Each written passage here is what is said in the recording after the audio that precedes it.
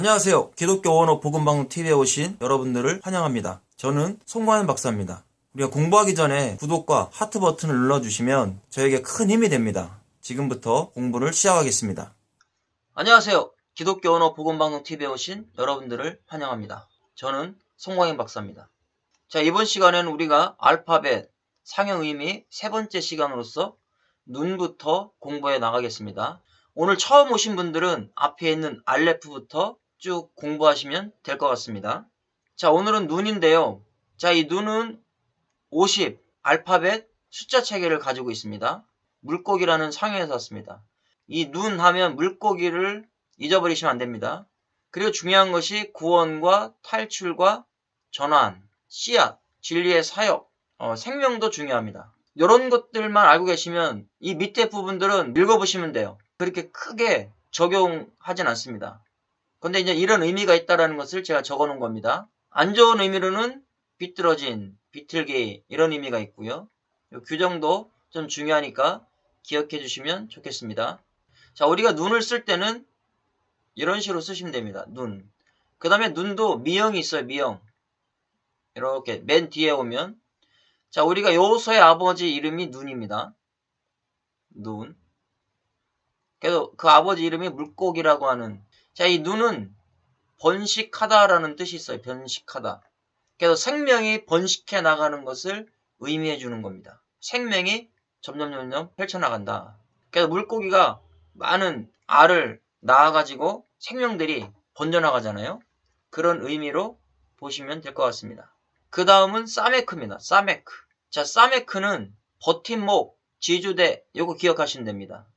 그래서 측정이라고 하는 의미가 있고요. 지지자, 친교, 상호주의, 그 다음에 받침대, 요 정도 기억하시면 됩니다. 우리가 의지하다라는 단어 중에 사마크라는 단어가 있어요. 사마크.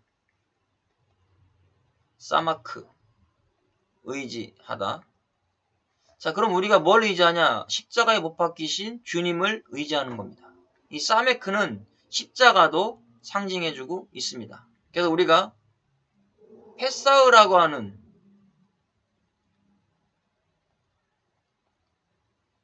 6월절이라고 하는 단어를 공부했었죠. 여기에 사메크가 들어가 있습니다. 십자가에 못 박히신 예수 그리스도를 입으로, 폐입이잖아요. 입으로 시인하여 울타리, 생명 안에 들어가게 되는 겁니다. 페사흐, 6월절은 입으로 고백하는 겁니다. 누구를요? 나를 위해 십자가에 못 박히신 그리스도를. 그리고 영원한 생명 안으로 들어간다. 그것이 바로 페사흐다라는 겁니다. 자, 그 다음에 아인입니다. 아인은 눈이라고 하는 상형에서 왔죠.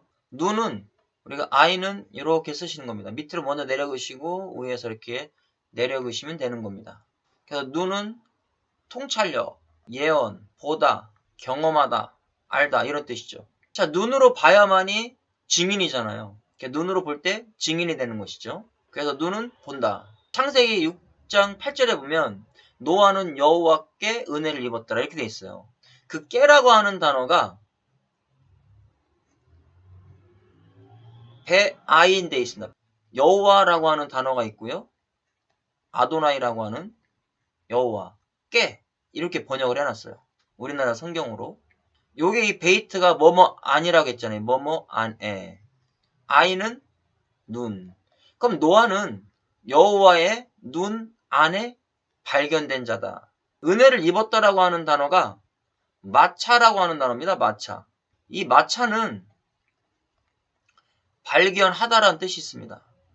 만나다 이런 뜻이 있어요. 뜻이 많습니다.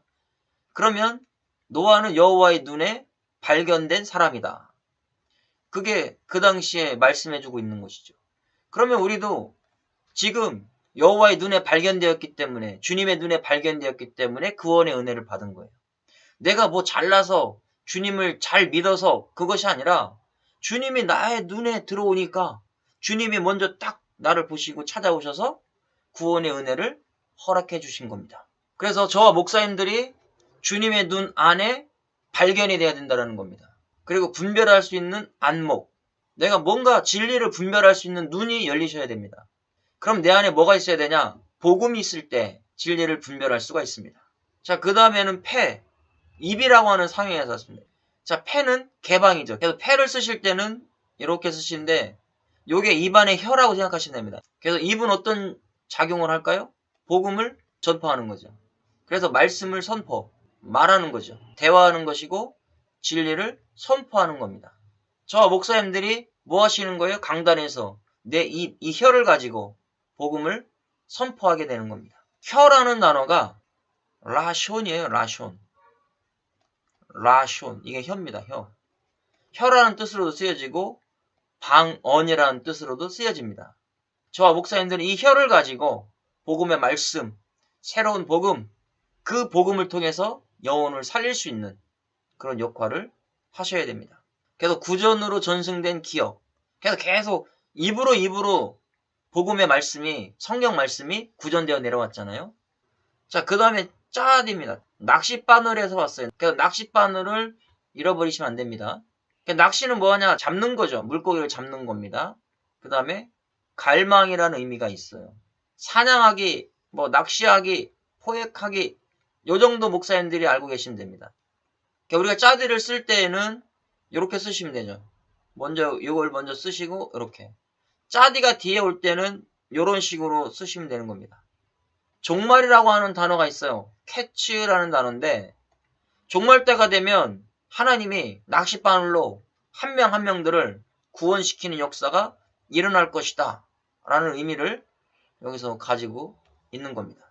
짜디를 생각하실 때는 갈망이구나, 사냥을 하는 거구나, 이렇게 생각하시면 됩니다. 그 다음에 코프입니다. 100번째 알파벳입니다. 숫자책 이름은 100입니다. 바늘기, 이것만 기억하시면 됩니다. 바늘기에서 왔어요. 영감, 내적 계몽 이런 뜻이 있고요. 바늘구멍이라는 뜻이 있고요. 보호하다, 덮다 이런 뜻이 있죠. 그 다음에 소망, 이건 꼭 기억하셔야 됩니다. 부정적인 의미로는 토하다 이런 의미죠. 하나님이 토해버리신다고 했잖아요.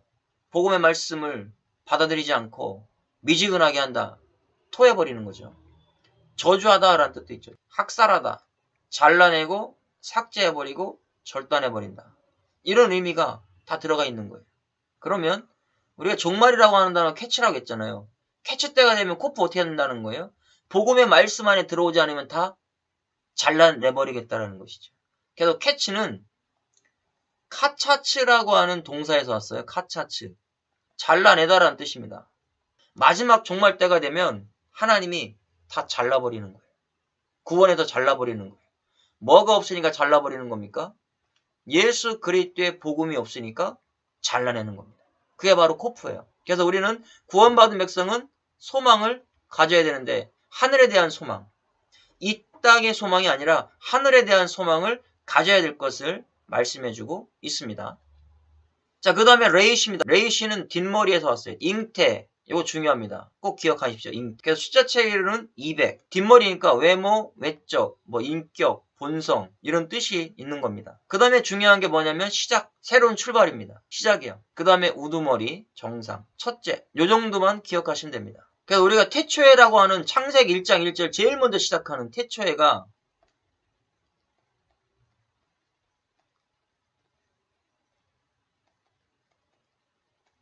자, 베레시트입니다. 자, 이 베레시트는 요 앞에 베이트가 있잖아요. 집, 레시트, 머리라고 하는 뜻에서 온 겁니다. 롯이라고 하는 단어인데 이 머리, 우두머리, 우리 우두머리 되시는 하나님께서 시작하셨다. 롯이는 우두머리라는 뜻도 있지만 시작이라는 뜻도 있습니다. 그 다음에 부정적인 의미로는 가난함, 비참함, 파괴, 또 허약함 이런 뜻이 있습니다.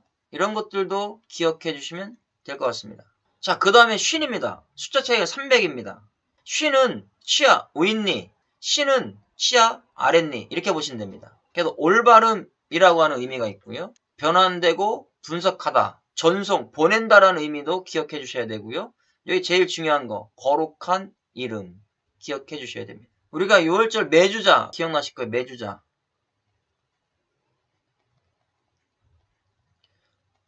이 매주자라는 것이요, 유대인들은 이렇게 우리로 따지면 대문 앞에다 붙이는 그건데요. 여기다 쉰이라는 단어를 써놨어요. 이렇게 쉰. 매주, 이게 매주자인데, 기둥에다가 이렇게 붙이는 거죠. 여기 신, 유대인들은 이 신자를 되게 거룩하게 봐요. 거룩한 이름에 의미가 있다.